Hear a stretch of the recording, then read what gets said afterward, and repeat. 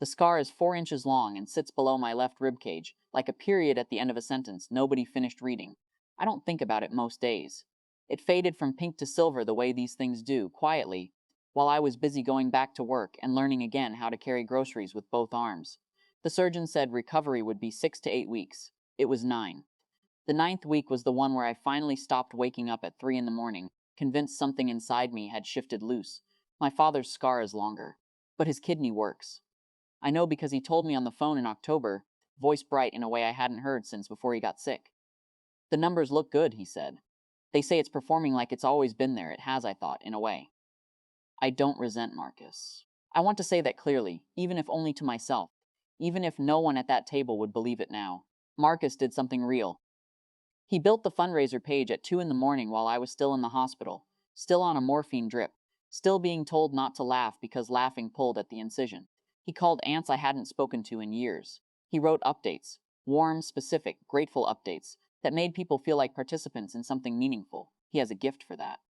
For making people feel held inside a story, the fundraiser covered Dad's post-op care, the hotel near the hospital, the meals. It was not nothing. I have never said it was nothing, but I was the one who went to the consultation in February. I was the one who sat across from the transplant coordinator and said, "Test me first." I was the one who came back in March, and April and May. Who was told my left kidney was the better match. Who signed the consent forms alone in a room that smelled like hand sanitizer and recycled air. Who was open Marcus sent emails. I want to hold both of those truths at the same time and let them be what they are. Some days I can. The dinner was Mom's idea. Dad had been home 6 weeks. He was eating well. He'd walked to the end of the block and back, which felt, to the family, like a resurrection. Mom wanted a table, everyone together. A proper thank you, she called it. I wore the green blouse. I drove 40 minutes. I sat down next to Aunt Celia, who squeezed my hand and asked how I was feeling, which almost undid me. Not because it was profound, but because it was the first time anyone had asked in weeks. Fine, I said. Really good, actually. I was. Mostly. The ache was almost gone. The scar had gone silver. Mom stood when the plates were mostly cleared. She does this at dinners, stands before the toast rather than during it, so the room settles on its own. She had her good glass, the one with the thin gold rim. She talked about the year, about fear, and then relief, about what it meant to have family who showed up. Her voice was steady the whole time, practiced in the way of someone who has been composing a speech in her head for weeks. And especially Tuss, she said, turning toward Marcus, to your brother, who organized the fundraiser and saved your father's life. Glasses lifted.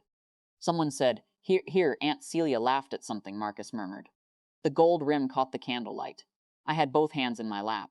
I pressed them flat against my thighs and looked at the centerpiece. White flowers, grocery store flowers, the kind Mom buys when she wants the table to feel like an occasion, and I waited to see if anyone would look at me. The room moved on. I stood up, not with a speech.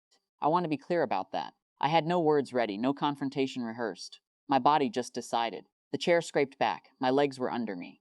I was moving toward the hallway, toward my coat, toward the 40-minute drive back to my apartment where the scar would still be silver, regardless of who got the toast. His hand was fast, Dad's hand around my wrist. Not hard, not like restraint. Like a man grabbing something he cannot afford to drop. I stopped. I looked at him. His eyes were wet in a way that had nothing to do with performance. My father has never been a crier. Even at funerals he goes still rather than soft.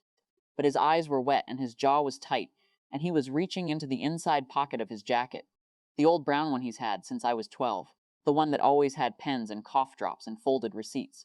And he was sliding something across the table toward me. A napkin. His handwriting.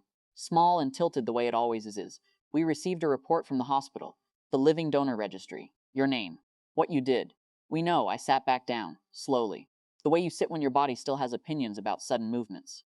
The table had gone quiet in the particular way of people who understand something has happened but cannot yet name it. Mom's glass was still slightly raised. Marcus was looking at his plate. Aunt Celia was looking at my father. Dad's hand stayed on my wrist for another moment.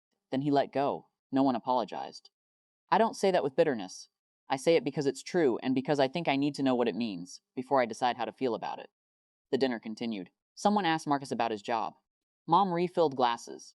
The candles burned lower. I ate. I felt the place below my ribs where the scar sits. I thought about the napkin in my pocket. Dad's tilted handwriting, the words, "We know." And I turned them over slowly, the way you turn over something fragile, checking for cracks. We know.